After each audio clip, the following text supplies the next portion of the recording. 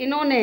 सन 2014 में लोकसभा के हुए आम चुनाव में उत्तर प्रदेश सहित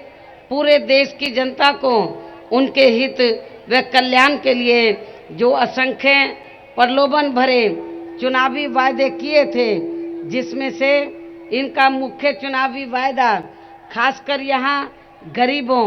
व किसानों के लिए ये था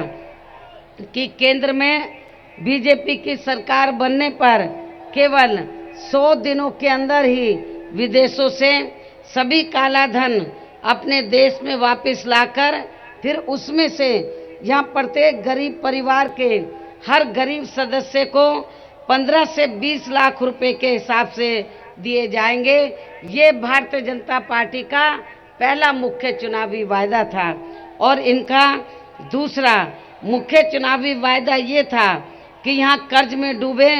किसानों का कर्जा भी माफ़ कर दिया जाएगा, जिसे अब ये लोग इस चुनाव में भी फिर से भुनाने की ही पूरी कोशिश में लगे हुए हैं। और अब मैं आप लोगों से भी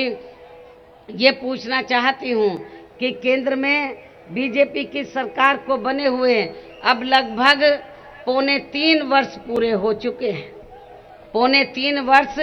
पूरे हो चुके हैं। मैं आप लोगों से ये जानना चाहती हूँ कि इन 3.25 वर्षों के अंदर क्या किसी भी गरीब के खाते में केंद्र सरकार द्वारा 1 रुपया भी भेजा गया है? मैं अपने किसान भाइयों से भी ये पूछना चाहती हूँ कि आपके इस जालौन जिले में किसी भी एक किसान भाई का कर्जा माफ हुआ है? मैं समझती हूँ नहीं हुआ है। और अब इनके ये दोनों मुख्य चुनावी वायदे भी या अन्य वायदों की तरह ही केवल हवाई व कोरे जुमलेबाजी ही बनकर रह गए हैं। इस प्रकार से बीजेपी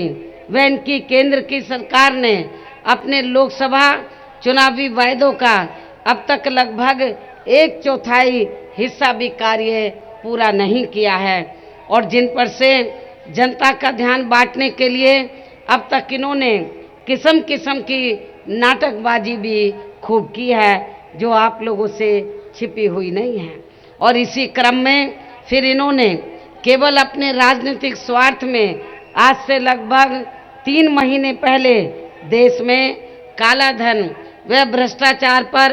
अंकुश लगाने की आड़ में व इसे देश हिस्से भी जोड़कर फिर बिना पूरी तैयारी के ही पूरे देश भर में